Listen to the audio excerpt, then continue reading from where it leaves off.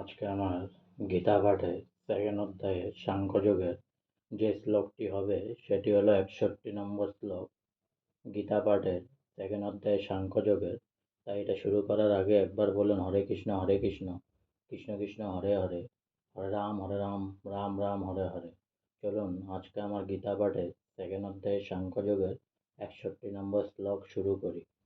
তানি সর্বাণি সংযম্য যুক্ত আসীৎ মৎপর বশেহি যস্যন্দিয়ানি তস্য প্রজ্ঞা প্রতিষ্ঠিতা। তানি মানে সেই ইন্দ্রিয়সমূহ, সর্বাণি মানে সমস্ত, সংযম্য মানে সংযত করে, যুক্ত মানে যুক্ত হয়ে, আসীৎ মানে অবস্থিত হয়ে, মৎপর মানে আমার সঙ্গে সম্পর্কযুক্ত, বশে মানে সম্পূর্ণরূপে বশীভূত, হি মানে অবশ্যই, যস্য মানে যার, ইন্দ্রিয়ানি মানে ইন্দ্রিয়সমূহ, তস্য মানে তার, প্রজ্ঞা মানে জ্ঞান, প্রতিষ্ঠিতা মানে প্রতিষ্ঠিত, অনুবাদ যিনি তার ইন্দ্রিয়গুলিকে সম্পূর্ণরূপে সংযত করে আমার প্রতি উত্তমা ভক্তিপরায়ণ হয়ে তার ইন্দ্রিয়গুলিকে সম্পূর্ণরূপে বশীভূত করেছেন, তিনি স্থিতপ্রজ্ঞ। তাৎপর্য: ভক্তিযোগই যে শ্রেষ্ঠ যোগ তা এখানে স্পষ্টভাবে ব্যাখ্যা করা হয়েছে। কৃষ্ণভক্তি ছাড়া ইন্দ্রিয়কে সংযত করা যায় না।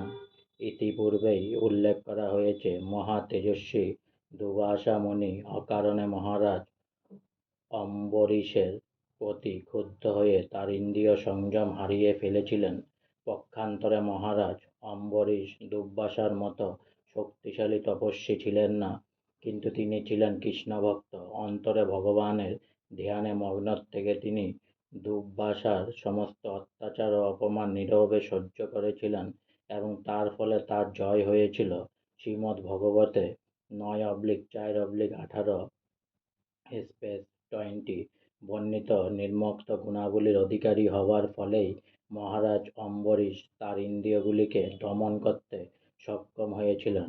স বৈ মন কৃষ্ণ পদারবিন্দয় বচাংসি বৈকুণ্ঠ গুণানুবর্ণনে কর হরে মন্দিরমা জনাদিষু শ্রোতিং চকারাচ্যুত সৎ কতদয়ে মুকুন্দ লিঙ্গালয়দর্শনে দৃশ্য তৎ বৃত্তগাত্র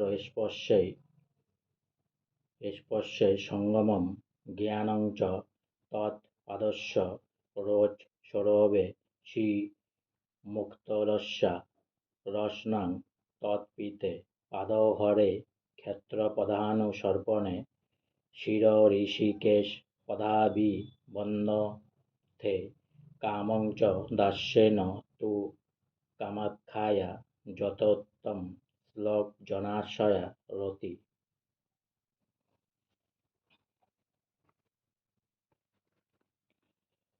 মহারাজ অম্বরীশ তার মনকে শ্রীকৃষ্ণের চরণারবিন্দের ধ্যানে, তার বাণী দিয়ে বৈকুণ্ঠের গুণ বর্ণনায়, তার হাত দিয়ে তিনি ভগবানের মন্দির মার্জনে, তার কান দিয়ে ভগবানের লীলা শ্রবণে, তার চোখ দিয়ে ভগবানের সচ্চিদানন্দময় রূপ দর্শনে, তার দেহ দিয়ে ভক্তদেহ স্পর্শনে, তার নাক দিয়ে ভগবানের শ্রীচরণে অর্পিত ফুলের জ্ঞান গ্রহণে, তার জিহ্বা দিয়ে ভগবানকে অর্পিত তুলসীর স্বাদ আচ্ছাদনে, তার পদদ্বয় দ্বারা যেখানে ভগবানের মন্দির বিরাজমান সেই সব তীর্থস্থানে ভবনে, তার মস্তক দিয়ে ভগবানকে প্রণতি নিবেদনে এবং তার কামনা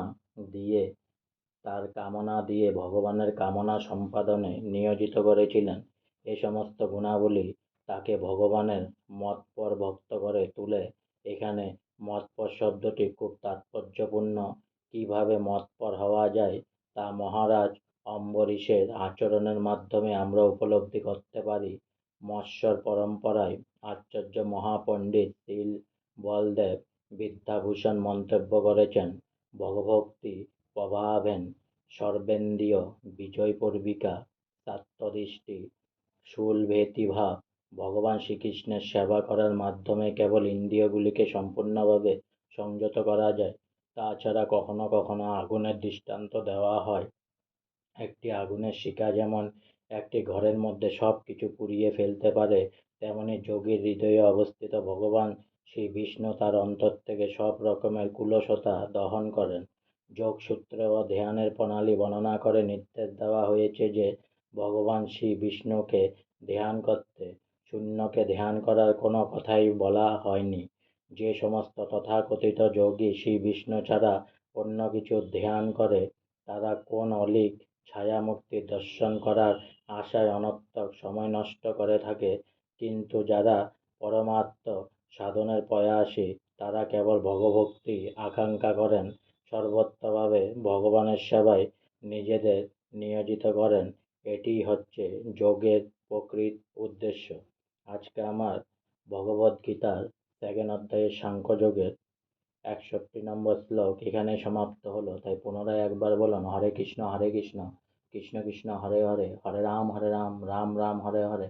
অনেক অনেক সাবস্ক্রাইব করুন আমার চ্যানেলটি, অনেক অনেক লাইক করুন প্লিজ।